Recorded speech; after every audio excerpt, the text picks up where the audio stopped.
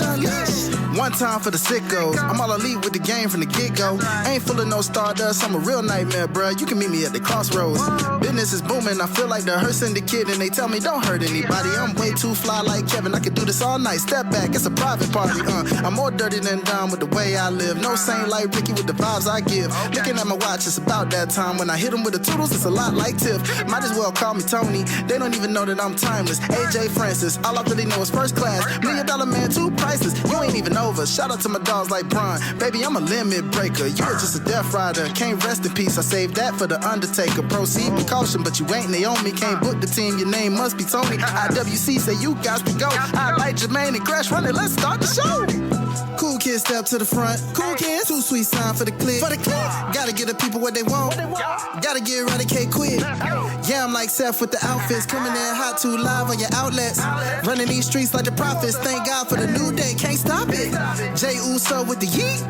Eat, sleep, flex, and repeat. Whole new swag with the price on the tag like Javon on the young OG. Better recognize on the mouthpiece.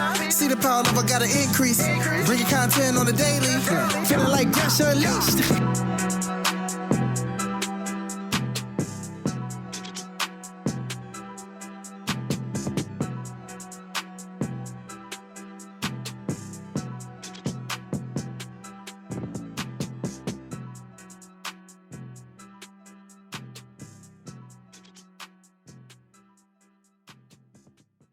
Is my guy representing the Sucio Boys podcast, as well as being the giant of the familia. He is none other than Jermaine. What's good with you, brother? What's up? Sucio Sports in the building. We got some stuff to talk about tomorrow. We got some stuff to talk about tonight. Man, if it's them fucking Dolphins, I'm not repeating myself again. I'm not. Hey, no. bro. But it was the Bills, so it's like I can't really get too mad because the Bills was playing with their food. I ain't gonna say nothing. You got it. I'm gonna say it on your behalf. I ain't gonna try to like talk you off the ledge or nothing like that. Like I already jumped off the ledge. I jumped off the ledge on Thursday. I'm like, I said, you know what? I give up. All right, y'all got it. Mm-hmm. Y'all got it. Bro, I was looking at this shit like. Now, I'm not gonna lie.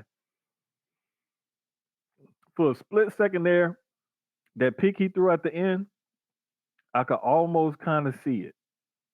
But then, like, I don't know, bro. I don't know.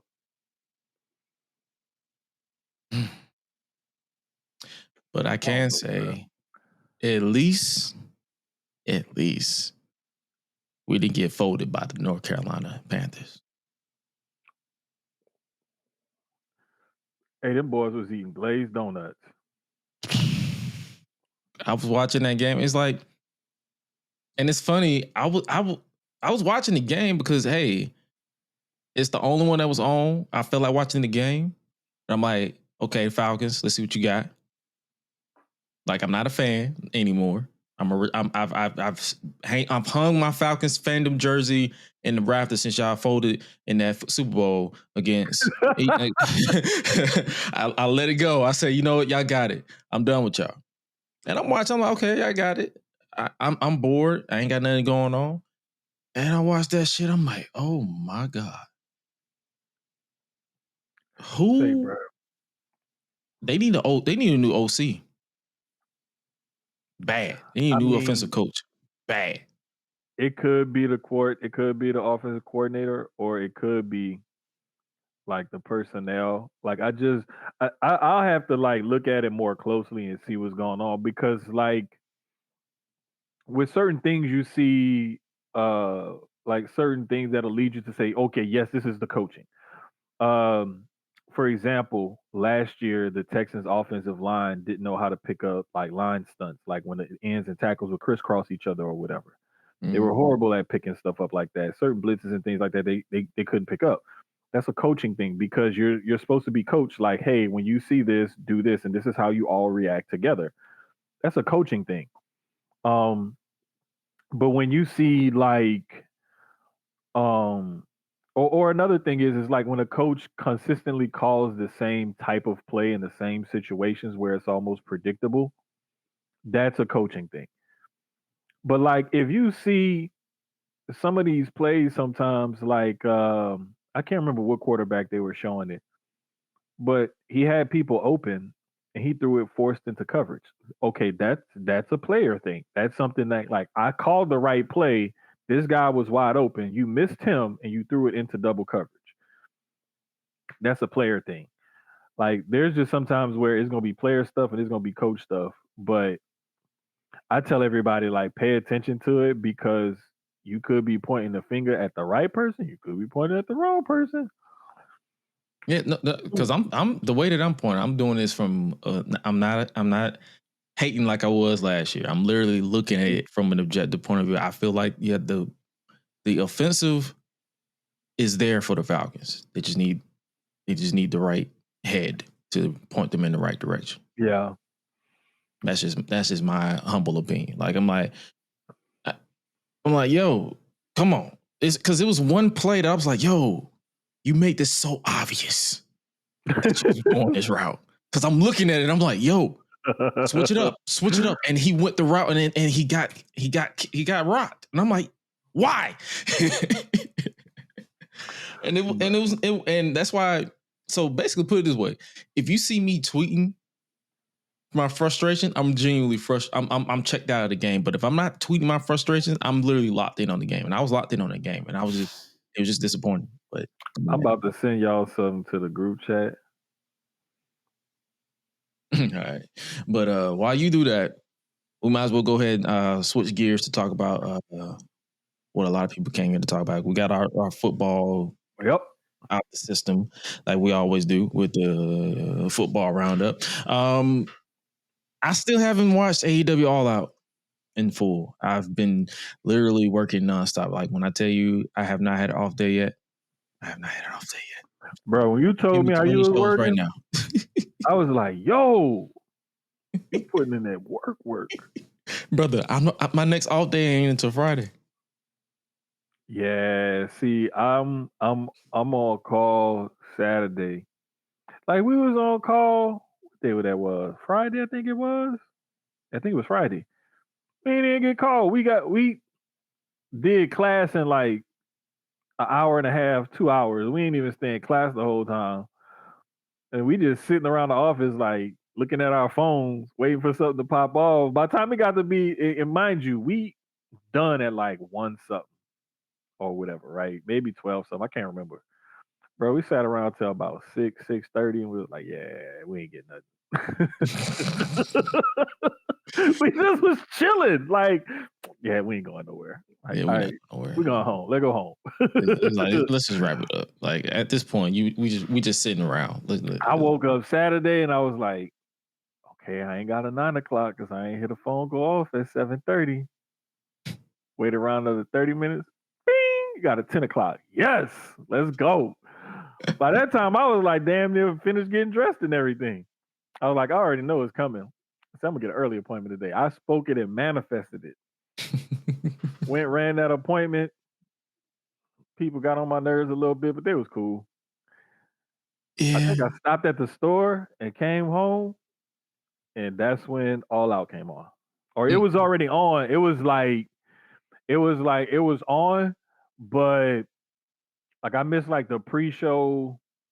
Oh, the tailgate? Like the first 2 matches. Yeah, whatever they called it. I can't remember what they called it this time. But like yeah, I missed that. Tailgate. So basically it was in place of Collision. Gotcha. I missed that and I missed like the first couple of matches or whatever, but I got everything else. And then I went back and watched some stuff or whatever. But I mean, it was a cool show. Like the best result, shock, whatever. It wasn't the return of Beth Phoenix. It wasn't even the return of Pat. It was really when Stat got the win in that roll up. That was like, I was like, whoa.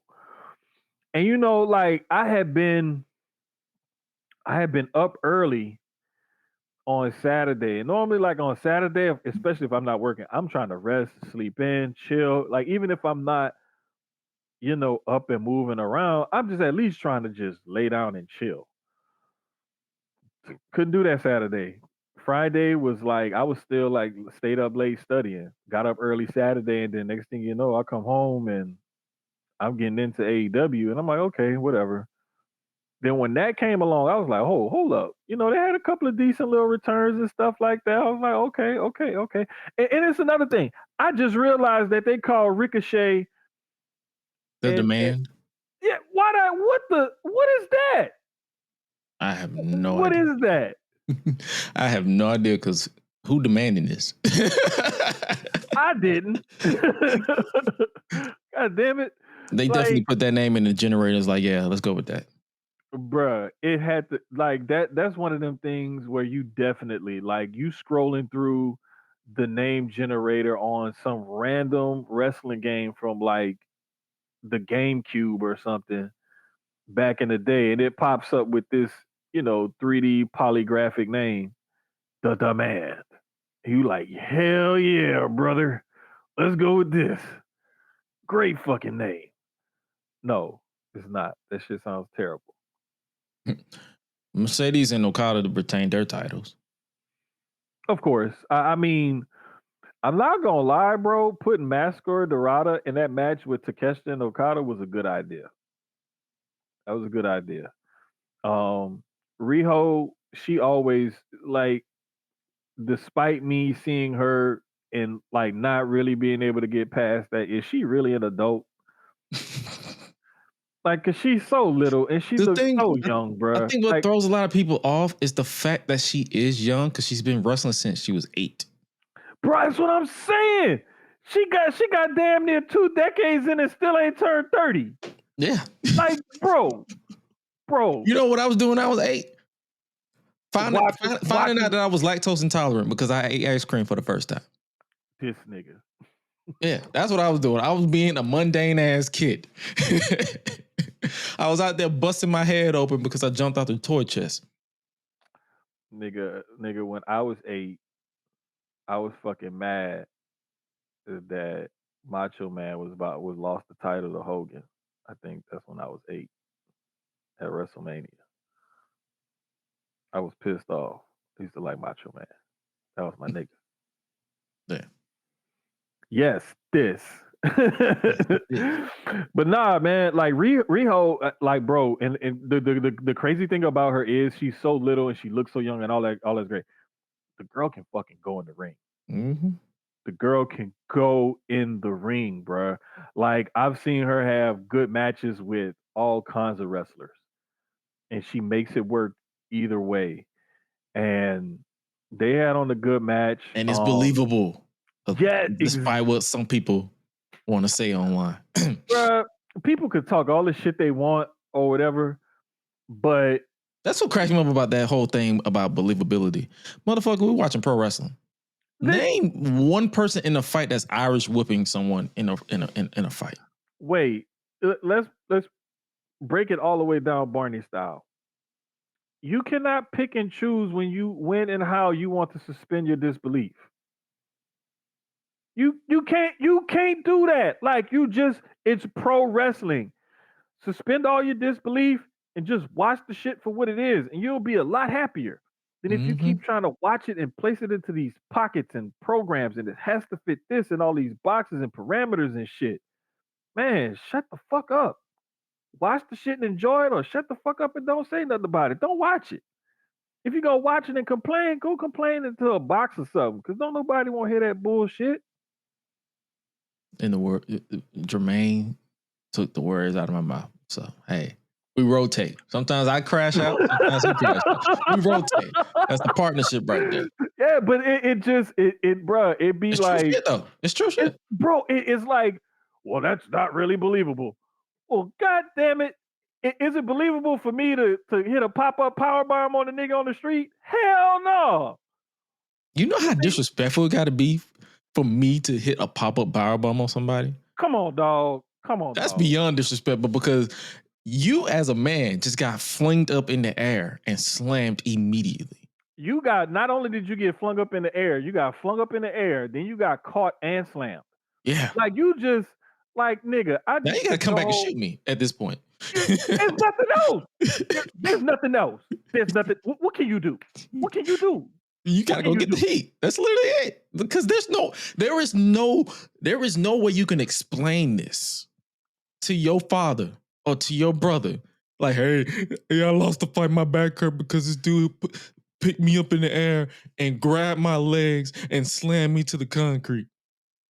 That's why the back of my head busted open right now. Nigga, what? Don't tell nobody else that. Exactly, bro. I'm like, come on, dog. Like, now I gotta whoop your ass for embarrassing me. Now I'm about to bust the front of your fucking head. Like, nigga, what? That's why I be looking. That's what I look at.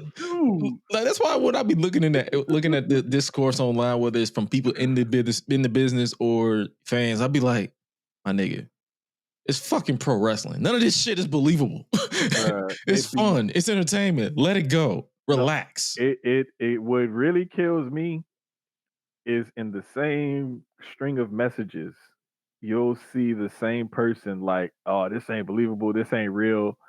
And then be like, man, that shit was wild. Did you see that? That was crazy. Like, are we watching the same show? Because 2 matches before this, you was like, man, this shit wild. And now all of a sudden you like, man, this shit ain't, that didn't look believable. Shut the fuck up. Shut up. What I be wanting to tell people sometimes. Shut the hell up. I like to say, imagine saying I got knocked out from a Samoan Spike or 619. like, how the fuck do you explain that to anybody? Wait, hold up, dog. Hold up. Hey, man, how come you got that footprint on your face? You let somebody stomp you out? Nah, man, I was charging at this nigga. He put up his foot. And I just ran into it. Like, nigga, what? You mean, wait a minute.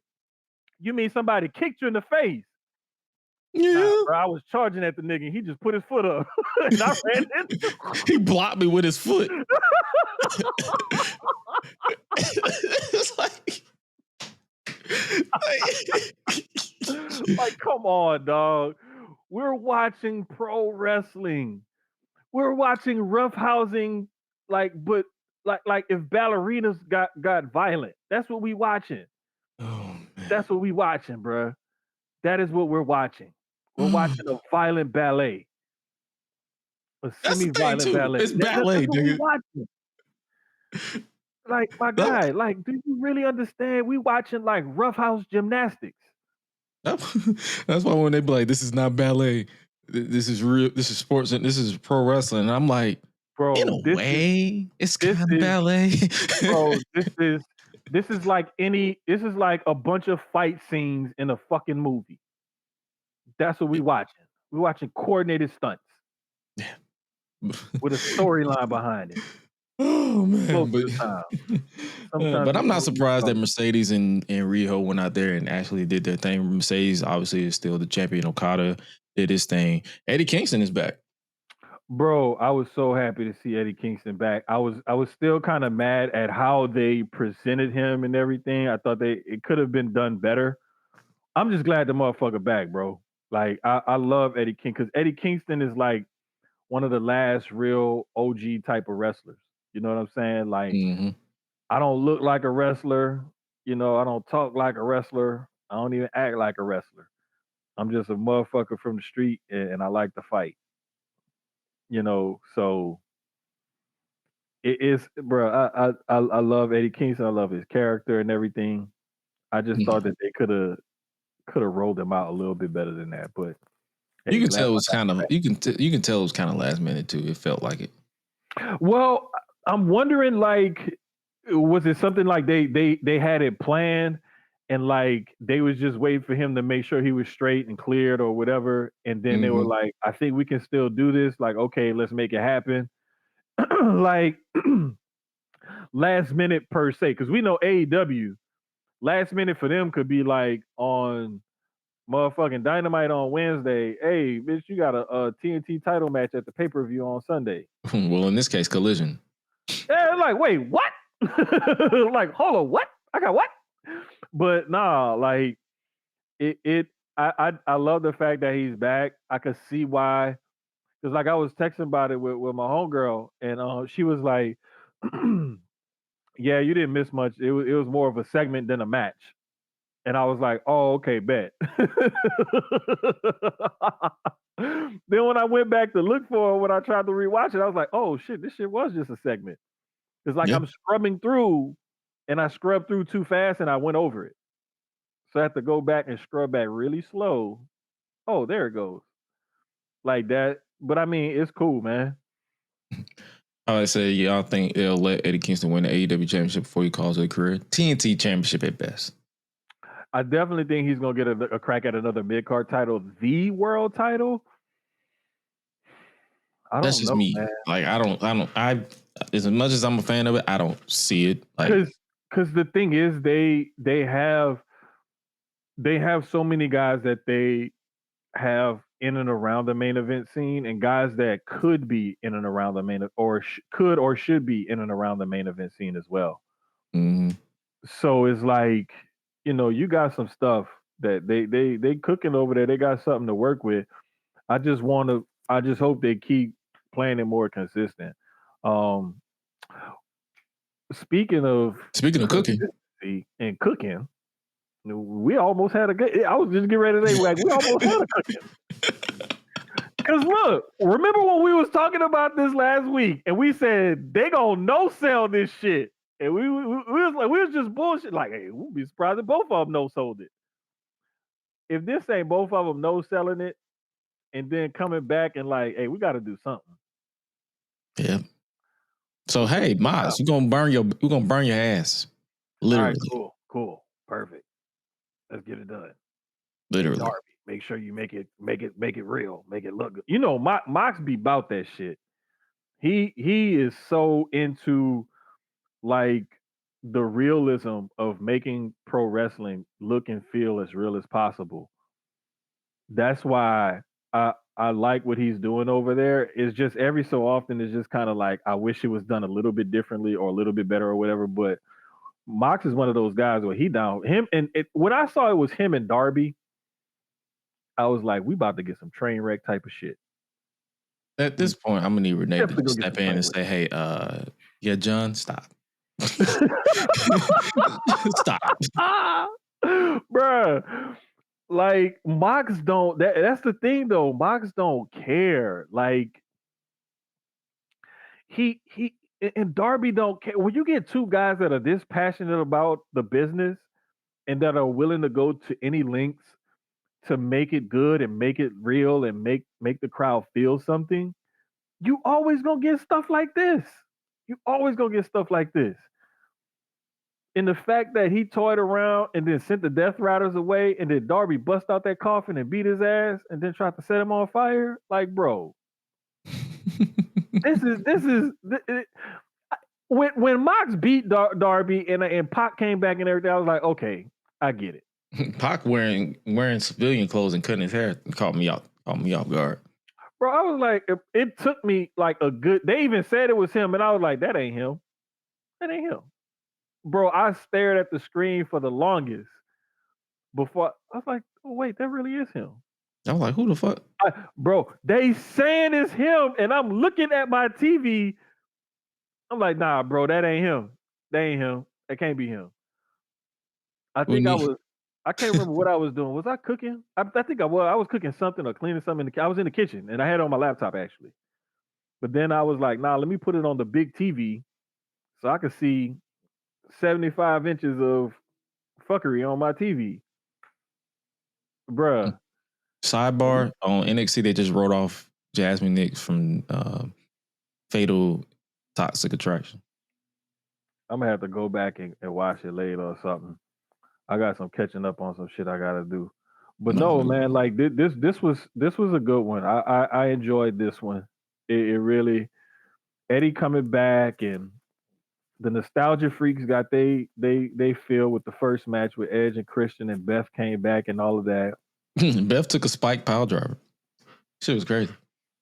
Bro, but like, if you really know, a pile driver ain't that. It's all about where your head is positioned and where they land at or whatever. Oh no, they protected the hell out of her. If you If you suspend your disbelief. Yeah, it looks way worse than what it really is. But the fact that she took that move, hey, I give her props. But FTR, those guys are what they call quote unquote good hands. So they took care of her or whatever. But yeah, man, it's gonna be some good stuff, dog. It's gonna be some good stuff. Oh, they doing the TNA invasion. Oh, hold up, I gotta turn on the TV. But yeah, you might as well go ahead and turn that on. But nah, man. I gotta turn on the TV now, dog. But nah, man. Also, the last bit that I got from All Out was the return of Jurassic Express. Hey, bro, when he came out and he had that little smirk on his face, I was like, I don't care which way he go, that fucking smirk on his face telling me some shit about to go down. If I just knew some shit was about to go down. If I had a world famous father, rest in peace. If I had a legit girlfriend that looks like a freaking supermodel, and I know how to carve knives, I'd be smiling a lot too. Say, bro, that boy, he's back with the gimmick. We finally got Luchasaurus back. No more fucking kill switch because I hated that shit. Shit was stupid. I don't know why they did that stupid ass shit. But I'm just glad, bro. It's a feel good story. Plus, get away from that whole fucking scapegoat shit. Get away from that shit, bro. Like where they could have gone with that gimmick and him aligning with the Bucks and all of them, they didn't go there. Like you could have made him like a chicken shit, like mastermind, like little evil pipsqueak heel. And he could have been like a big deal at that. But like, bro, like come on, man. Like they didn't do nothing with it. And so now they brought it back and he's back to being Jungle Boy again. Like, okay, cool. I like this. He shouldn't shave the beard though. No, definitely don't shave the beard. Like leave the beard where it's at. Like for sure. Leave the beard where it's at. But I just feel like, I don't know, bro. I'm happy that they're back. And I'm glad he got his dinosaur back. So now this begs the bigger question. Do you think Tony Khan is going back to the babyface gimmicks that work because Ospreay and Swerveland is out? Of course. Come on, you got this gimmick. You got this gimmick coming back, and I believe they're slowly but surely trying to reunite the Acclaimed. Yeah, of course. Like, bro, come on, bro. Like, we already know, like, that's what they're coming back to, dog. Like, we can see it happening in front of our faces. Like, whenever your roster thins out, especially at the top, where do you elevate from? You elevate from the mid card because those are the guys that's like, you know what I'm saying? That's like next up, or they've been hovering around the main event scene, or they've had runs in the main event scene, but never really an extended run or something like that. That's when you got to bring guys back. Like that's exactly what these guys are here for. And I'm glad that they decided to do it the way they're doing it, and actually, like give him back that gimmick, the music, Luchasaurus and everything. Like it's just a good time for all of that. You got Darby back. Fucking Eddie Kingston is back. You know what I'm saying? So you got different kinds of baby faces too. You don't just have like. And I think they just said Orange Cassidy's cleared as well. Oh, bruh. When that motherfucker come back, the pop that he gonna get is gonna be insane. I need him to come back at a big show. I need them to have as big of a live crowd as they can possibly have when he comes back, because I'm telling you, that pop is going to be ridiculous. Oh yeah, for sure. Let me see what else tidbit from All Out. So, Hangman retained his title. So yeah, I know Kyle Fletcher is the future. I was just getting ready to say, like, the only thing about that match is like, some people are saying like you could kind of see the finish coming before it actually happened. It was kind of like, I mean, it is what it is. You're going to get certain matches that's going to have certain crescendos, and you can kind of see things coming or whatever. If you've seen But- enough pro wrestling, yeah, you can kind of predict it, but it's up to you to not let it take you out of it. Right. You have to, and sometimes, again, going back to what we were saying earlier, sometimes us as hardcore fans, we also need to give ourselves a break and suspend our own disbelief, because we may hold certain matches, cards, companies, whatever, to certain standards that aren't necessarily there, and it's us trapping ourselves in what we think should happen, and not just watching it and then reacting to what we're seeing. It's us coming in with too big of a built-up expectation and preconceived notions, conditioning ourselves to see something, and then when we don't see what we conditioned ourselves to see, now we're, oh, this is bad, this is that. No, come into it with some reasonable expectations, a clear mind, and be fucking objective. Like, is it that fucking hard? Evidently, it is with a lot of people. But good match. So what if the finish was a little off or whatever, or you saw it coming or whatever? Like, those guys went to war for like 40 minutes or whatever, 30, 40 minutes. Jesus. Yeah, it was, bro. I'm not gonna lie, like on that one, I like dozed off and kind of woke back up, and I looked, and I was like, wait a minute. Did I go to sleep? How long did I go to sleep? Is this the replay? Bro, but nah, it was like, I maybe missed like 3 or 4 minutes of the match, something like that. But it was enough to like I was like kind of weirded out because it was still light outside. I was like, this match is still on. Okay, it just went long, whatever. But nah, man, it was, overall though, All Out was a decent card. Brodito retained their titles. Mark Briscoe beat MJF. Boy. Why was MJF MJF bleeding from the balls, man? Same. I saw a picture. I'm like, bro, why are you bleeding from right now? Hey, bro, like, I don't know if that was actually bleeding from the balls or if he just had a blood spot on his crotch. It was a blood spot, but it just looks, the visual. It did look kind of weird. I get you, but I don't know, man. It was just that was a crazy match. Like, I thought MJF was gonna go over, but then me too. That's why we picked it. Yeah, then when Mark went over, I was like, okay, I can kind of see why they did what they did.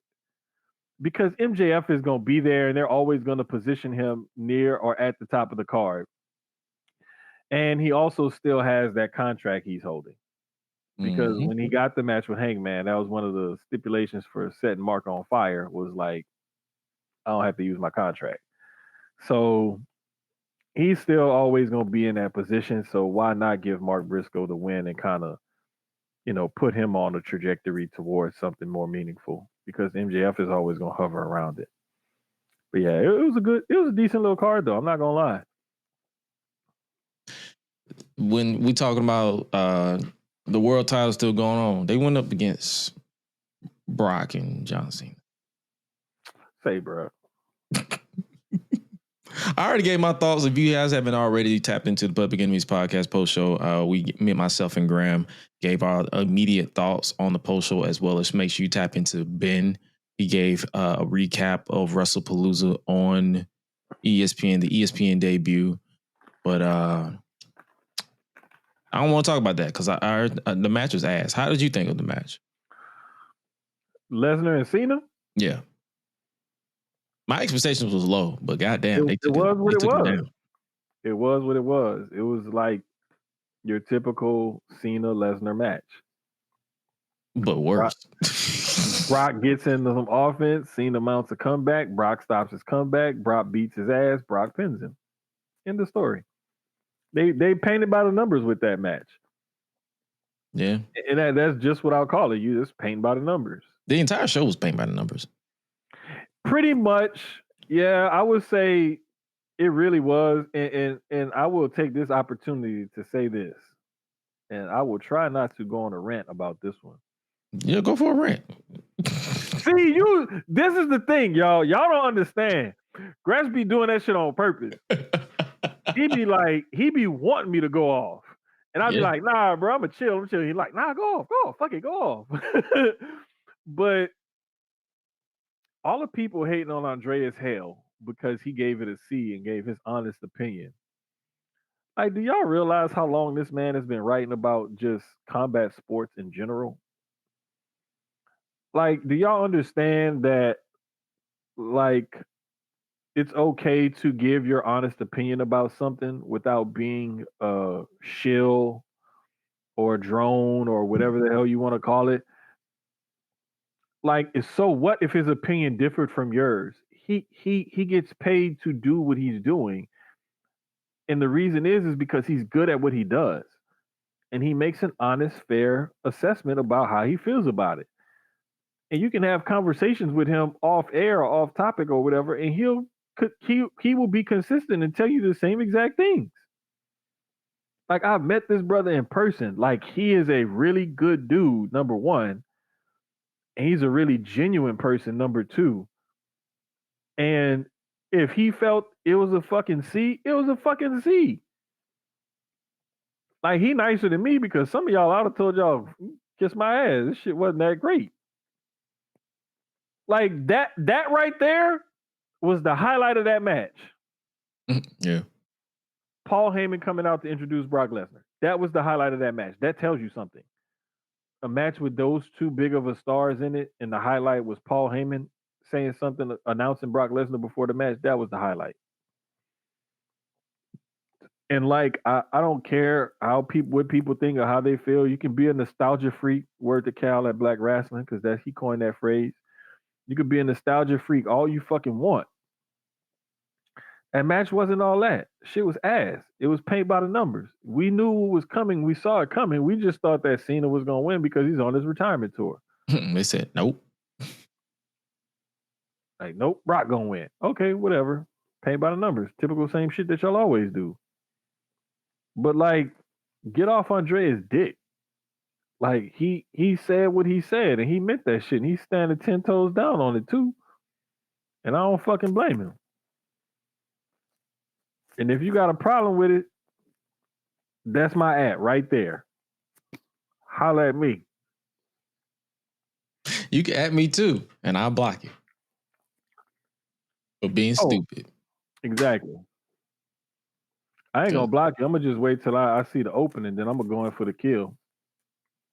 And I'm gonna latch on to your vital organs like a pit bull. Then I'm gonna do an alligator shake. Then I'm gonna let go and I'm gonna watch you bleed out. And as the blood is slowly and furiously pumping and squirting out of your veins, I'm gonna smile with your blood on my teeth. You sound like AJ Lee. Speaking of AJ Lee. Hey, let's light it up. And that's what they did. The tag match was solid. The tag match was solid. Like, it was long in some points, but it was solid. Like, It was one of those things where, like, they let Punk and Seth do most of the heavy lifting, of course, which I figured was gonna happen. And then they had Becky and AJ in there to spice shit up. And some parts of it you thought it was intergender, and some parts of it was a legit, like, mixed tag match. They did a good job of blurring those lines and everything. And I mean, they gave us the feel-good moment that we wanted. It's just, I didn't like how AJ had the octopus locked in and how Becky tapped out to it. It looked a little wonky. But I mean, that's AJ's first match in fucking 10 years, bro. Like, whatever. It is what it is. Like, I'm not going to trip about no shit like that. You know what I'm saying? Oh, yeah. Oh, I'm not. Like, because shout out to Sierra. She said it was solid for what it was as well. So we agree across the board. Yeah, pretty much. But I was confused with Becky with that finish. Like, girl, why are you standing up? She made the finish look a little weird. But well, the thing was, horse.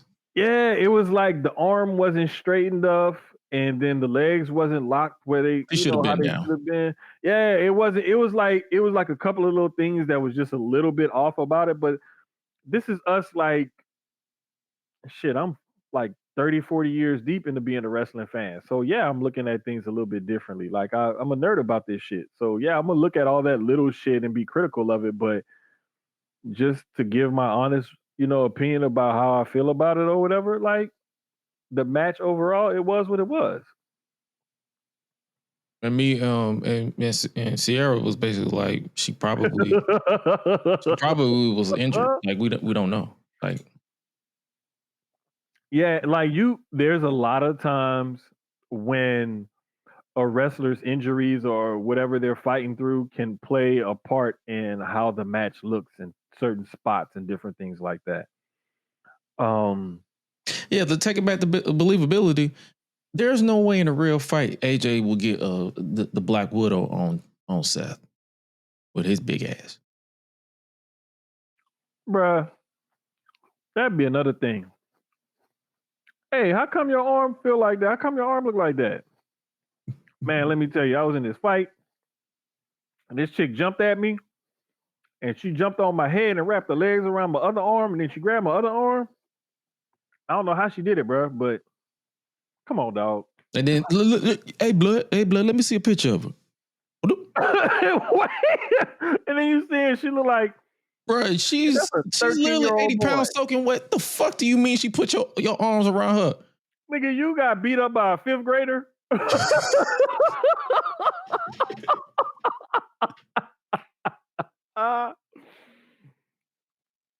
again, suspend your fucking disbelief. It's pro wrestling, bro. That's what I'm saying. That's why I be laughing when people say believability, like my nigga.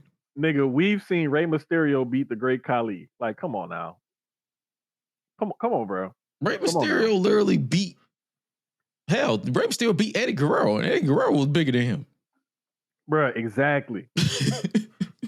Bro, we've seen Eddie Guerrero beat Brock Lesnar. Like, come on, dog. What are we really talking about here? Like, let's be fucking for real. Let's be fucking for real. What are we really talking about? But anyway, man, the match was what it was. Like, WrestlePalooza didn't like deliver on the scale of whatever we thought that it should have for the level of event that we wanted it to be. But I will say that it could have been a lot worse than what it was. It definitely could have been better, but it could have definitely been a lot worse. On sidebar again on NXT, they keep cutting the people who are from TNA, and I'm like, bro, you look just like a regular person in the crowd. Like you don't stand out. No, well, what they did was like I know when they showed Cedric Alexander a little while ago, they didn't spotlight him. They just cut to him in the crowd, and I was like, why the fuck are y'all doing that? Like, why don't? And they cut to Matt Cardona too, because he popped up there too. Right, it's like, why don't you? You know what I'm saying? Why don't you? I think they're trying to go the route of it, like they're trying to make it seem like they're not supposed to be there, like they weren't invited. Yeah, and that's cool, but like, I don't know, bro. It's just the way you keep doing it. It's like you making a deal out of it, but you're not. You're trying not to make as big of a deal out of it. Oh yeah. I don't know. It's kind of weird. But anyway. But speaking of big deals, Stephanie Vaquer is your women's world champion. Stephanie Vaquer. Stephanie Velcro. Man.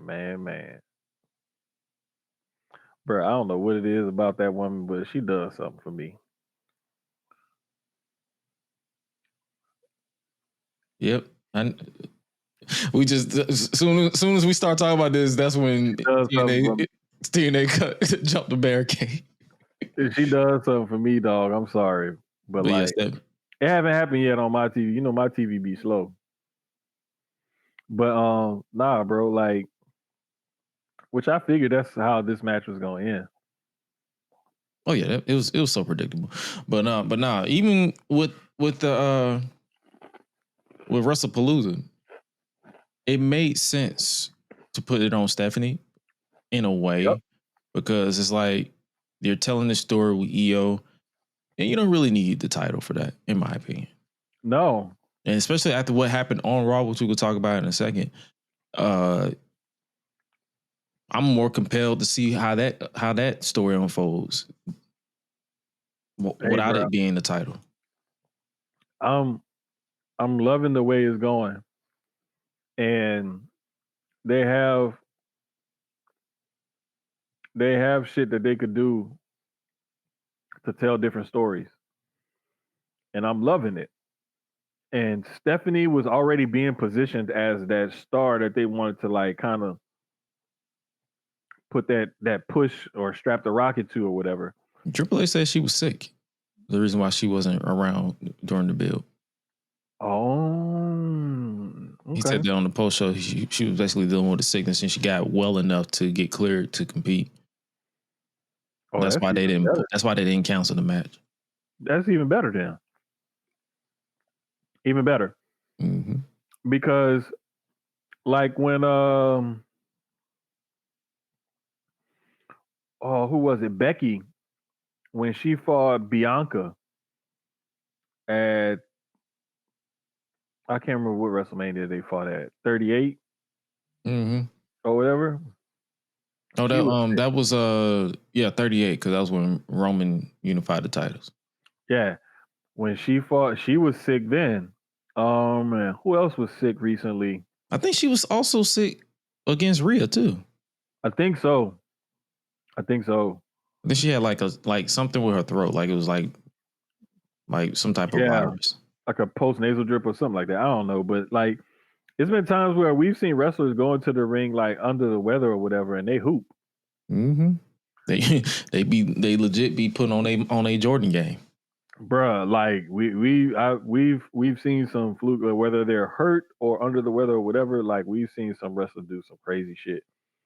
Like for Seth to do what he did at WrestleMania 40 in that match with the tag match the night before, then to main event night one, then open night two with the match that he had against Drew, and still have enough left in the tank to interfere in the main event with Cody and like, bruh, like, and his knee was held together by Jesus and duct tape. And the rapture that never happened. Say, bro. Come on, man, stop it. You're gonna make me go on another fucking rant, and I'm not trying to do that. I'm trying to have a good show right now. But nah, man, like we've seen him. Cody with half a titty, with his titty hanging off, Mm-hmm. his arm and his titty being held together by like bubble yum, basically. It was literally looking like Hubble Bubble. But It looked like grape hubble bubble. It was holding his arm and his titty together. but speaking of Cody, he retained his title against Drew, obviously. We knew that was going to happen. Drew is one of those guys that you can put in the main event scene on a title shot, and it's like, hey man, Drew might win this shit. Like you will legit have a legit argument for Drew McIntyre to win a title match that he's in, even though you know he's not. But he's believable enough of a heel and a character and everything else to where it's like, yeah, I could see why they would take the title off of Cody and put it on him right now. Like he's that believable. It wasn't just one of those, oh, this is a filler feud for him to just keep the title and, whatever. It wasn't one of those. I saw a report where you can take it with a grain of salt that they originally wanted Randy Orton to accidentally cost Cody the title. And you know what, bro? When I saw that shit, I was like, that's a good idea. That would have been a great idea to advance a couple of different storylines. You know what I'm saying? Mm-hmm. I thought it would have been, I thought it would have worked out and it would have been good. It would have been a nice cliffhanger for the show instead of the ending the way it did. Because the ending, it just felt like, oh, okay, that's it. Yeah, but even though it, it kind of went predictably, like it was still like, all right, whatever. Paint by numbers. Cody retains because he just got the title back last month or whatever, so we can't have him drop it right now. Even though he's Which, gone for a month. which I also saw somebody, I can't remember who it was talking about it on their pod or something. Was like now would be a good time for them to hot potato the title like they did in the Attitude Era to help make several different stars. And I'm like, yes and no. I agree and I disagree. But no, just that ending would have been much better. Even if Cody retained and Randy did something in that match to help Cody accidentally or whatever, like just that interference would have introduced somebody else into this storyline and interjected himself into this storyline or whatever and given you another like potential avenue to go down. That would have been even more interesting too. But it didn't happen. It ended the way it ended, and It is what it is. From here. Yep, pretty much. And speaking of Cody and Seth, they are official for next month. Crown Jewel, champion versus champion for the ring. So I thought it was exclusive to Saudi Arabia, but it's exclusive to the actual pay-per-view name, no matter where it is. Yep. Cool story, bro. I like this, but the thing is, to me, like they need to put more emphasis if they're going to do champion versus champion. They need to make it a little bit bigger of a deal than what they're doing, what they're making it. To me, I mean, if you're gonna have a champion versus champion match, it should mean something, and it should like go for something, qualify for something. I mean, like, they say you're gonna wear a ring, and it's not the same. It's like I think they have it where if Cody wins again, he'll have 2 rings. They're trying to treat it like the NBA Finals, basically. Yeah, and I mean that's cool. That's cool, but like I just feel like I don't know, bro. Like I also had an idea where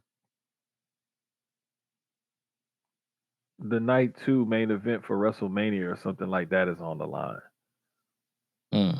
Or like you have to make it worth something, make it mean something, you know? Hell, put it on there where you get to choose whether you want to be on Raw or SmackDown. You just want stakes. Yeah, make it mean something. Don't just have okay, me and you. Okay, cool. We fighting. Okay, cool. You champ and I'm champ. Neither one of us is gonna lose our title if we lose. So what's the bearing of this outcome besides us just having a match? Like, what does this mean? What is this going towards? What is this like building towards? What is it? What are you doing, bro? Like that to me, it just doesn't have like a big fight feel to it as of yet. And I know it's Cody Seth for the 4th time and everything, and they both are champions now and all of that, but it's like that's what took me out of it. Because I'm like, Cody already beat him 3 times. I don't care to see a 4th. I care to see a 4th just because it's another match, and I know they're gonna put on. I get it, but it's just like, oh, okay. You know, like do something. But I get why they're doing. I get it. You know, champion versus champion is something to have, but make it mean something. Yeah, they got 3 weeks to do that because, like I said, I'm not finna say I'm not going to watch the match because I'm gonna definitely watch the match. But when I saw it announced, I was like, whoop-de-doo. It was like, oh, okay, cool story, bro. Like, what are you gonna do to draw my attention?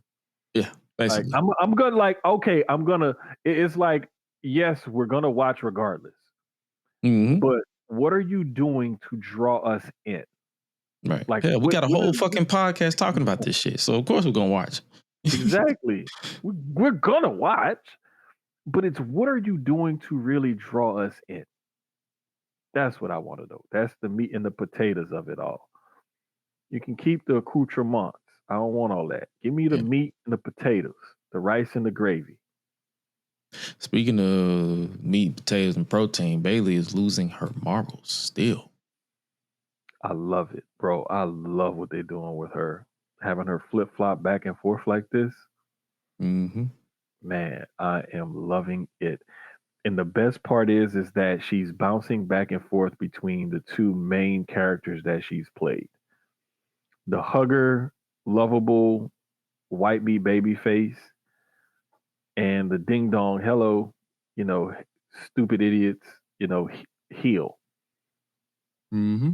Like I love that she's bouncing back and forth between the two of them. And caught in the middle somewhere is the role model, the normal actual like Bailey. She's not the extreme one way, she's not the extreme the other way. She's kind of like in the middle, kind of sort of the tweener, if you Mm-hmm. will. So yeah, I'm loving this. So basically, you got Ding Dong Hello, Hugger, and just regular Bailey. Yes. Pam. And they all with the yams.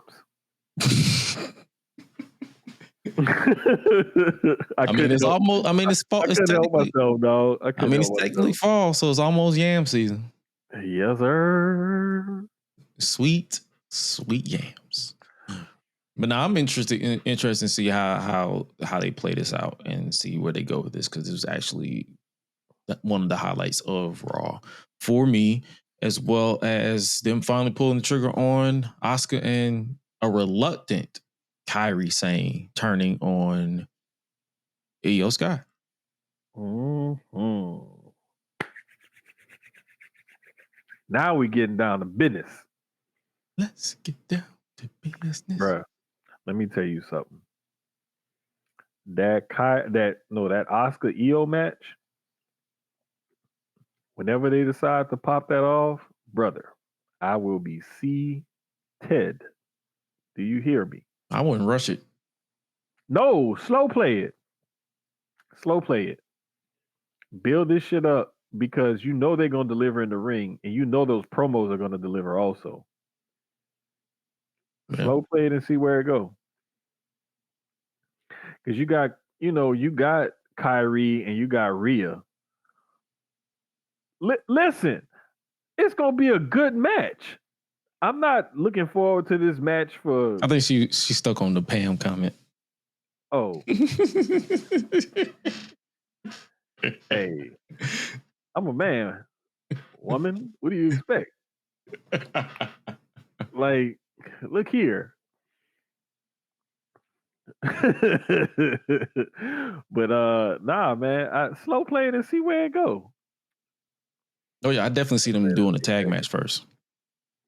Oh yeah, now that tag match is gonna be good, but that damn one-on-one is gonna be something special. So yeah, I would definitely do Rio versus the Kabuki Warriors.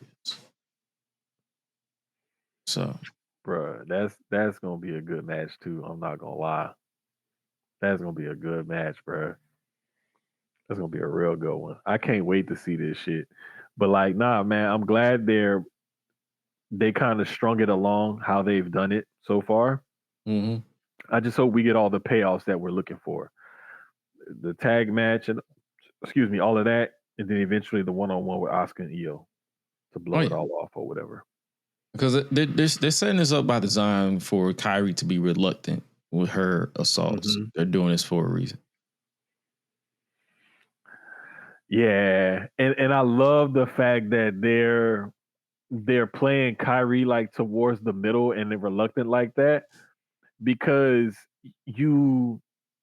it almost feels like, well, what if she side with Io? Well, she's sticking with Asuka, but we don't really know where Kairi, what's she gonna really do? She basically Jey Uso in 2020. Bro, if Kairi busts out with one of these, like, If Kyrie do this and what, bro, I am going to lose my fucking mind. I think, bro, I ain't gonna lie. I remember one time, and I felt bad because we was at my grandpa. It was the weekend of my grandpa's funeral. It was a funeral or something we was going to, man. I can't remember. I think it was my grandpa's funeral. Anyway, bro, I had my mom mortified that I was gonna show up in a hoodie and some shorts and some tennis shoes. And I was like, this is what I'm wearing tomorrow. And they was like, what the fuck? And like my sister and my kids knew I was bullshitting. And my mom thought I was dead ass serious. Bro, that woman damn near had a heart attack. Anyway. Nah, but WWE needs to press Tajiri for the footage of Io versus Asuka and their former Ooh. Their former is that somebody's sister? Tajiri, bro. Tajiri. She said their former tag team partner. Is that somebody's sister, or am I thinking about somebody else? No, Io and Asuka used to be a tag team. She said, and their former tag. Oh, and their former tag. I thought they was talking. I for some reason I thought it was another person. Nah, she was talking about when they used to tag together when they had a team back in the day. Yeah. That's what happens when I read too fast. See, bro, you've been up since probably 3 a.m. or whatever. Yes, I have. So. I knew where this was coming from. That's why I was like, no, Gresh. Oh. No. Yeah. I was like, hey, bro, listen. Because I know I knew it was a trio at one point. That's probably where my brain went immediately. Well, I think it was Io's sister was with them, if I'm not mistaken. Yeah, that's what I'm saying. My brain. That's why I was like, wait, isn't it? I want to say it was Io's sister that was with them, if I'm not mistaken, originally. Like it was a threesome or a foursome. I can't remember. Yeah, but yeah, you got the right thought process. Yeah, just the wrong placement. It's all right. But last bit from Raw, Jey Uso didn't help LA Knight. Mm-mm. And are we really surprised? No. Jay said it on business. And I really thought that Jay was going to be in concussion protocol after he got busted open. That's the thing. He didn't hit himself. He scratched himself with the chair, and it was like deep enough to where it was just a cut. Yeah, it bled out or whatever. But that's because, like, at first, I think it was a slow-mo from the side angle was the one that really showed you that he didn't really whack himself like he thought. Mm-hmm. But at first, like when you look at it from the head-on angle, it looks like, oh shit, he may have whacked himself. But whatever it was, he was good enough to go Monday night, and he chose not to help LA Knight. It is what it is. Yeah. But there go Big Jim. Big Jim said, "Fuck it, I'll help you, dog." That's gonna come back to bite him. Mm-hmm. But I like it though because, like when Jimmy said last week or week 4 last or whatever, man, you acting like Roman. Mm-hmm. I was like, ooh, that's a good one. That was a whole bar that a lot of people just kind of like probably didn't pay attention to, shoved to the side. I was like, oh, okay, whatever. Like, no, they're trying to tell a story here. Pay attention. They're dropping little nuggets off for you, and that was one of them. But I'm not mad at it. No, not at all. We'll see. We'll definitely see how that goes as well. We got a different ending to Monday Night Raw. Sure. Yeah, we got a different ending with the same players, but yeah, it's a different ending nonetheless. Yes. Hey, bro. Yes. I just wanted to bring it up. Yeah, it was definitely a different ending. It was different. Just put it out there. Yeah, just out there. Same players, different ending. Yes. Triple H finally figured out different cutscenes in Universe Mode. Congratulations. Goddamn. Come on, dog. I was just playing. But no, it was I actually enjoyed that ending. I really did. I also forgot that Corey Graves can take bumps again. That shit threw me off. I just want to put that back in there. Bro, let me tell you, the reason why I remember is because, gosh, when was this? However long ago it was when it said that he was finally cleared. Was it 22? No, I can't remember when it was. It was like it was within the last year or so. I'm finna Google. But I remember people were speculating, oh, is he going to get back in the ring? Is he going to get involved? Is he going to get involved in the storyline? And he always kind of played that heel type of announcer on the commentating team. So you thought, okay, there's easily a way for him to get back involved in this, right? Of course it is. But bruh, like, I was just, I knew the whole Michael Cole thing. I was like, nah, I don't think they're gonna do Cole like that because they need him right now, especially with Tessitore getting busier and Pat McAfee back in the way or whatever, and like Wade Barrett needed his vacation. So it's kind of like, you know what I'm saying? Like they got guys. It was 4 years ago. It was 4 years ago, 21. Damn, it was that long ago? Are you sure? I just Googled it. Because Wrestle Talk did he did an interview with TMZ in 2021 and said last month Fightful reported that Graves had been cleared to return to the ring. Bro, that's crazy that it's been that fucking long. That was 4 years ago. Cleared. Like Tom, that just goes to show you how far. Bro, I had a real ass conversation with my grandmother the other day. Leave it to me and my grandma to have like just real honest conversations about life and shit. And because I was like, damn, I forgot to call my grandpa for his birthday or whatever. I said, I don't know what this new update on the phone. I was like, it's all kind of stuff that's been thrown off, that's like been throwing me off or whatever. And his Alzheimer's and stuff is advancing, so he don't be knowing.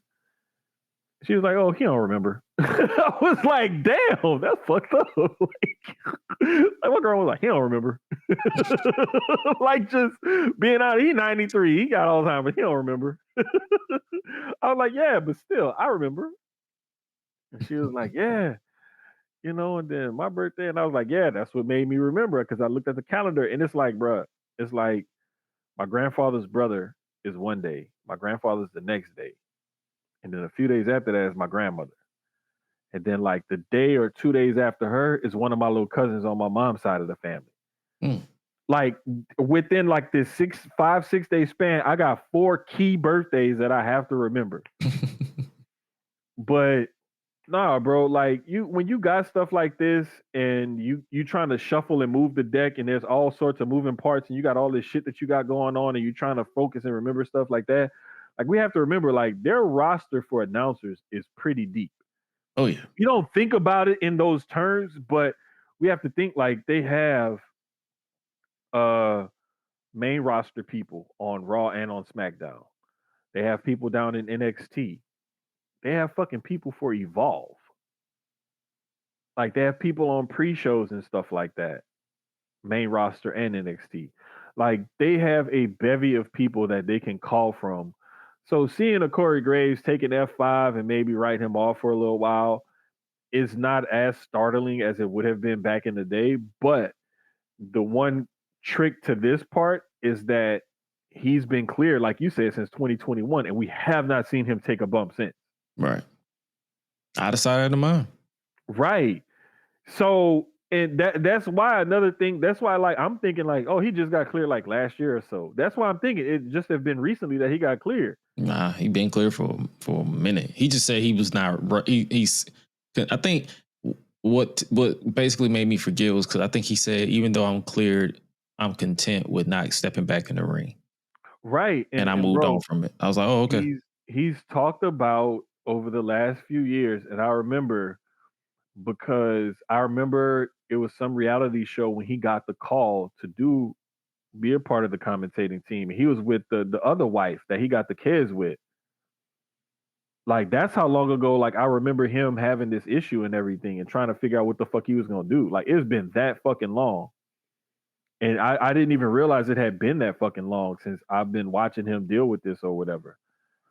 And like I can barely remember him as a wrestler, like barely. I would have to watch like classic episodes of NXT. Like, right. go Like to the NXT vault on YouTube and be like, oh yeah, you damn near watching champion with Adrian FCW Neville. type shit. Yeah, you watching like like early NXT and like old school, like late FCW type shit to find this stuff. Like 2012, 2013. Yeah, like, early 2010s or whatever, or late 2000s, whatever, to find like his indie shit. Like you got to go back damn near 20 years to find some of his stuff. But it was cool to see him out there taking a bump and everything. Like, it's like, okay, it's a real thing. Like, he can go in the ring and take bumps and stuff like that, especially if he's taking a bump from that big motherfucker, strong motherfucker right there. But nah, man, I know people make fun of ref bumps and stuff like that, security bumps and stuff like honestly, that's the closest thing an old school nigga like me gets to a squash match.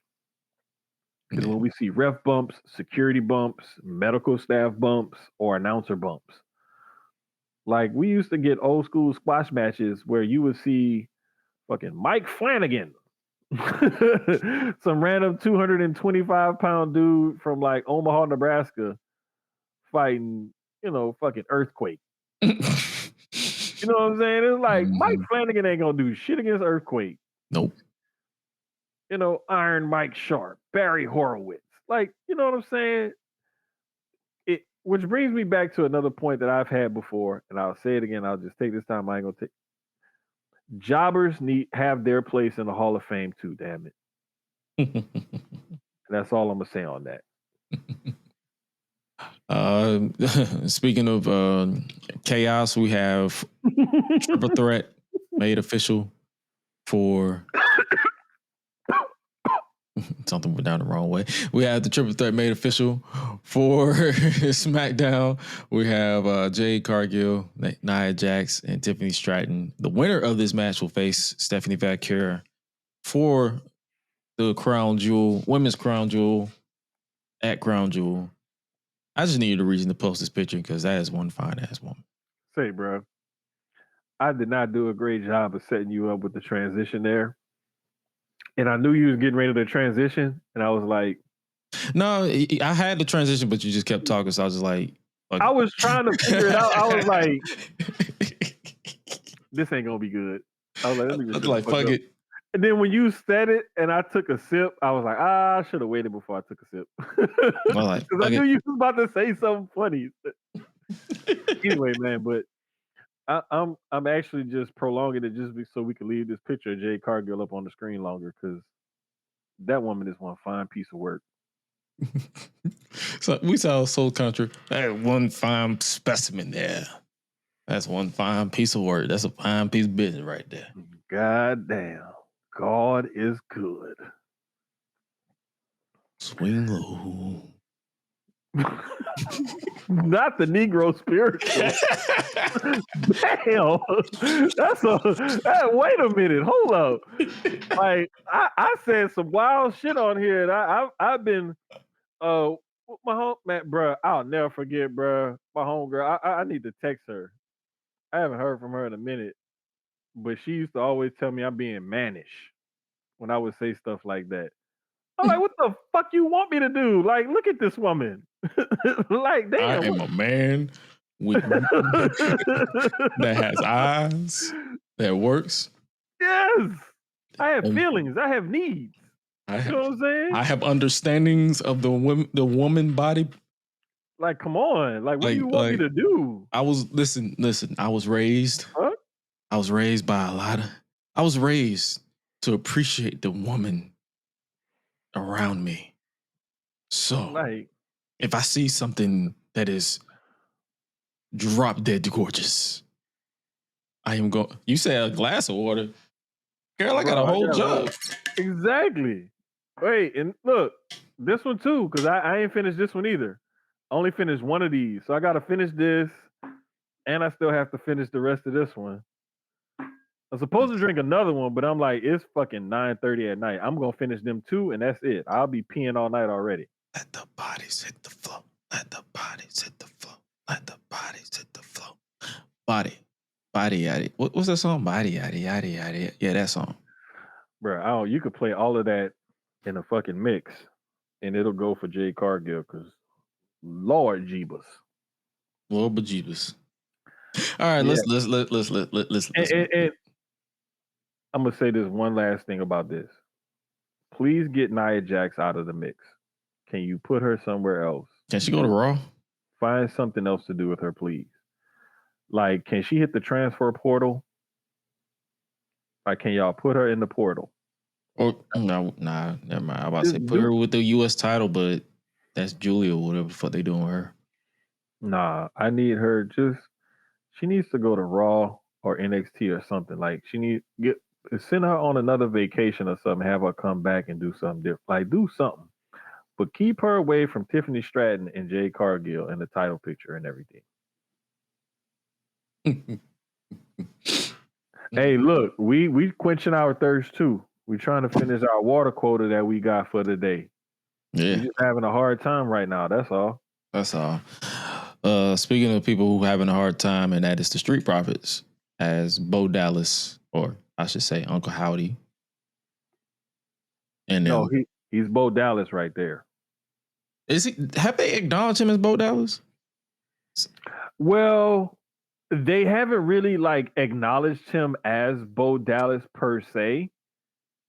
I think they may have on commentary, but I don't think it's been like a thing or whatever. You know what I'm saying? Right. It's just kind of implied. Okay. But yeah, I love the fact that they're playing on this brother thing, this family thing, and all of that. Y'all not real family. And it's crazy. It's like, motherfucker, y'all ain't real family either. Like, what you talking about? Like, what we really talking about here? Yeah, because y'all, the only one who's close as family is them two. That's literally it. Because they known each other. Yeah. Like, my nigga, what we really talking about? What are we really talking about? Like, And y'all not even the tag team champions. That's what's cracking me up. Come on, bro. Like, come on. Like, what we really talking about? But I mean, hey, to get more Wyatt Six involvement and to like take the Street Profits down a different road or whatever, I'm here for it. I'm actually here for it, and I'm glad that they're doing something different with both of those teams because that tag division on SmackDown is so fucking deep. Like we've seen from the pre-Mania and post-Mania stuff. Like that tag team division on SmackDown is it. And while Raw is trying to figure its way out and get it together, and they've been, like, oh, put it on this person, put it on this person. SmackDown got it. So whoever is writing for the tag division on SmackDown they are pressing all the right buttons at all the right times. And whoever doing it on Raw, go back to the motherfucking drawing board, big dog, because you ain't hitting on shit. You got something to work with the tag division over there on Raw. You just not hitting on shit. I think it also doesn't help the fact that a lot of people are just not interested in a lot of those teams on Raw. Well, yeah, that too. But I mean, again, that goes back to you have to make it more interesting. Like you have to figure out ways to, you know what I'm saying? Like make it seem right or make it logical or make it make sense. And that's one of the biggest things that like I've been learning about like at my new job is like making shit make sense to people. You got to just make shit make sense. And the harder you work at making shit make sense, the better people will get it. But the lazier you are and the less work you put in, people won't get it. So it's like you have to give them time and you have like and with Raw, like it ain't like you got less time or whatever like that. Like you got as much time as you need because you're on fucking Netflix. They try to give us an excuse. Well, we still got to hard out. We got to be out there in 2 hours and 30 minutes. You can go over. I promise. Bullshit. Bull fucking shit because it's a live show on Netflix. There is no hard out. That's BS. Now, when we dealing with network television, yes, there are hard ins and hard outs sometimes. Especially on CW. Bro, like, okay, I remember that from doing, like, whenever I would do or fill in on the national side, total fucking different clock in sports radio than when I fill it in on the local side. On the local side, we run long. Okay, we're just going to combine commercial breaks or we'll split the next couple of commercial breaks or whatever the fuck. On that national side, it's like, nah, motherfucker, at 27.50 on the hour, you need to be wrapping this shit up. You got 10 seconds and we cutting you off. And that's the way it works. Like, and TV is the exact same way. Like, you have certain spots that you need to hit and you need to time that shit right. And this is, again, going back to like what we were saying. This is like coordinated violent ballet, basically. And you factor in the TV time and everything, it gets even more strenuous. But kudos to the SmackDown tag team people, Raw tag team people. Y'all ain't shit. Y'all ain't shit. But what is the shits is this show, and that is being Song of the Week as we wrap up the conversation about wrestling and then sports and football.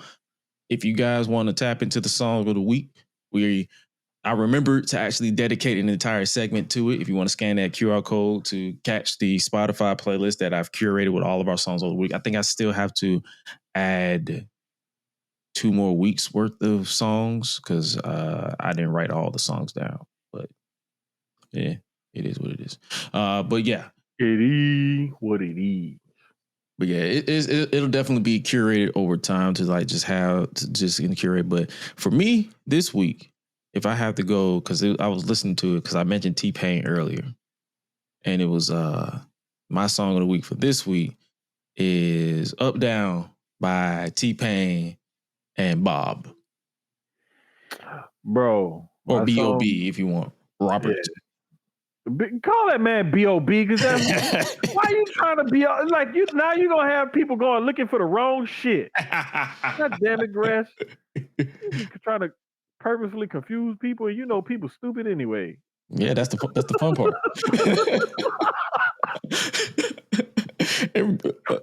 See, like everybody dumb.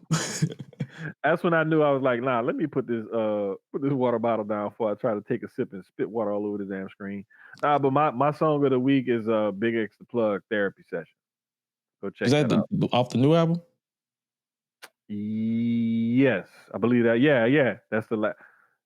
I gotta look it up again. I think that's his last album because nowadays artists be dropping albums like his. Did you hear that one song he had on that new album where he was like, I hope it's hell at night. What's the name of it? He's like, I hope it's hell at night, all through the morning, or something like that. And it was like, hold up. Let me pull it up. Hold on, let me see. What song am I talking about? Oh, Hell at Night featuring Ella. I think her last name is Lang. Okay, no, this was off the album before because I think he had just came out with another I Hope You're Happy commentary version. Oh. This is off of Take Care. Oh, okay, from 2014. Okay. No. This was from 2025. This was from earlier this year. You said Take Care, right? Yeah, it's from this Big X the Plug. Yeah, it says 2024 though. No, this one said the deluxe version. It says 20. Oh, the deluxe version. Okay. Because when you said Take Care, that's the first album I saw from 2024. Okay, the deluxe. No, Take Care. I see the deluxe version. Okay. Chop Not Slop. Like that's I see it. I didn't realize he dropped that one in January. I can't remember. I just be like, let me look it up so I can know like when I started like seeing. But yeah, man, it's a dope ass song. This song right here, Hell at Night, by Big X featuring Ellen Langley. Okay, hold up. That shit is hilarious. Because I'm going to pull up the lyrics. It says... Okay, I see it right here. That's off his last album. That's the one he just finished dropping like not too long ago. Yeah. Okay, I'm going to peek that one out as soon as we get off of here. Because you got the actual song and then you got the commentary version. But the actual song, I was literally on the treadmill, like dying, laughing. Because I'm like, bro... It said, I hope it's hell at night, straight through the morning. I hope you close your eyes and just can't ignore it because it's too damn loud, tossing and turning. I hope it's hell at night and my memory's burning. It said, I hope you hear me every time you play a song. I hope you meet the right person, but y'all never get along. I hope you know that I hope you know that you ain't right and you so good at burning bridges. I hope you finally find some love, and every day he hurt your feelings. I hope you. It said, I hope. It said, I hope you. He did like this. I hope you turn your heater on and it blow cold. I hope you leave.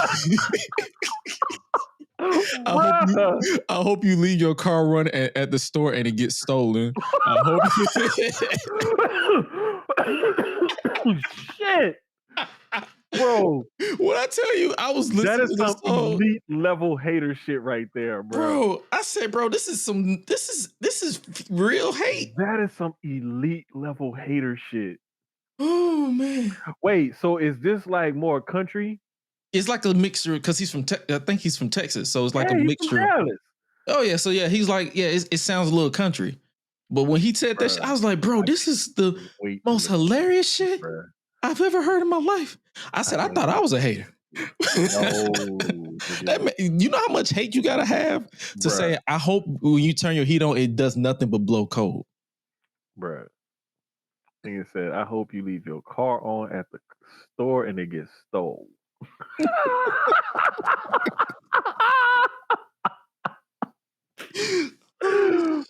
Oh my god, bruh. I'm sorry, bruh, but that is some elite level hater type of shit, and it's funny as fuck to me. I'm sorry. That is just hilarious. brother, good brother.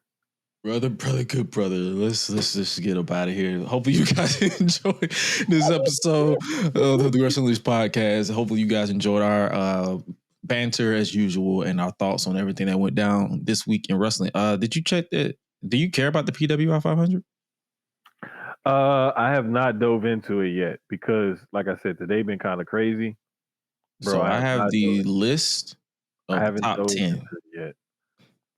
So the top 10 back-to-back years for the first, I guess, one of the few for the first time. Cody Rhodes is number 1. John Moxley is number 2. Yeah. Gunther is number 3. Okay. Adam Page is number 4. Who is 51? Who was 5'1" New Japan? Oh, Goto Hiroki. I can't remember what Goto looked like. Sometimes certain New Japan stars, I'm not gonna lie, like over the he was a world champion. No, like it is. I've been like I haven't been following it as closely as I used to. Like I used to follow it pretty closely, but like over the last 2-3 or so years, like I just haven't been following it like I used to. Okay, but I think I have not watched it since 22, 23. Yeah, I'm about to start picking back up on it because Takeshita just won the G1, so that guarantees him a main event spot at Wrestle Kingdom. So I want to see where they're going to actually go with that, and what they're going to do and how they're going to develop that. And plus, Tanahashi is now like their president or something over there, and he's coming up on his retirement at Wrestle Kingdom this coming year. So, this is his last year. Yeah, so he's having his big retirement tour while Cena's having his retirement tour. And those were the Cena basically helped save and keep WWE afloat or whatever. And Tanahashi did basically this. He was New Japan Cena, Super Cena. Yeah. For a good while. And he helped like really save the company. Like if you dive into your New Japan history and you talk to somebody who's known and followed that promotion for multiple decades, years, whatever, they'll tell you like what Tanahashi means to that promotion and why that's such a huge deal. So, number 6 is Jey Uso. Number 7 is Swerve Strickland. Number 8 is Seth Rollins. Number 5 is Mystico. Is who? And Mystico. It says Caristico Mystico. What? Yeah. Yeah, Caristico Mystico. I don't know. Man, get out of here. And number 10 is Will Ospreay. I mean, I can see where people would have like certain people higher or lower than others or whatever. It is what it is. But it's a list. Make your own list. Thank you. You took the words right out of my mouth. It's a list. Make your own list. Don't make it a big deal. Exactly. And don't think that you're better or whatever than anybody else just because you feel like, well, you don't know what you're talking about because blah, blah, blah, blah. It's an opinion. It's not a fact. Exactly. Know the difference. But we can also know the difference that this show is over. Hopefully you guys enjoyed another installment. Like I said, make sure you scan that QR code to subscribe to the podcast. Follow yours truly at @isgresh, AO_isgresh, everywhere else. I will see you guys on this Thursday, 7:20-ish Eastern Standard Time for another installment of the Public Enemies podcast with yours truly. Oh my God, Graham, Waco Kid Ben, Forever Champ Jizzle, and sometimes Cujo. But nevertheless, make sure you guys tap into Susio Boys tomorrow because, you know, Susio they got Sports. The boys are talking about sports tomorrow on the Susio side. They got you covered. Take it away, Jermaine. Thank y'all for coming out. God bless you. Good night. And make sure you follow him, by the way, because he forgot to plug his shit again. Right there. At @the_Jermaine or Susio Sports. Because he will be whatever we give you the snippet of sports talk here, but he gives you the deep dive analysis and opinions over there. And nevertheless, pray to sweet baby Jesus that I get an early appointment tomorrow, or I get an appointment that sells for a whole lot of money, and then I can just get home in time and I can start the show on time. If not, we're gonna start the motherfucker whenever I get home again.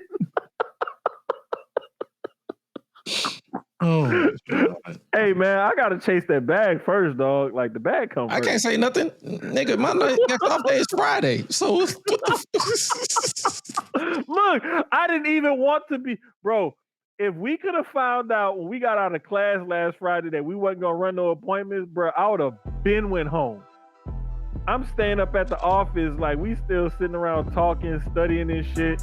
They're like, oh, they working hard. That's a new class. That's a new sales class. They work hard. No, motherfucker, we just don't want to go all the way home and then get an appointment and have to drive back out. Yeah. So we just gonna sit here and chill and look like we doing shit. But nah, man, y'all tune in tomorrow. Hopefully I'll be off on time. If not, then we'll post something and let y'all know. But we'll just stay fucking tuned. Stay tuned in, and as Graham says, stay tapped in and stay dangerous. But with that being said, you guys stay safe out here in these streets, and remember to always eat, sleep, flex, and repeat. We out. Y'all be breezy, and that's believable. That's very believable. To all those people who think black people are envious and lazy and jealous, they never factor in how much black people really and truly don't give a fuck about what you got going on.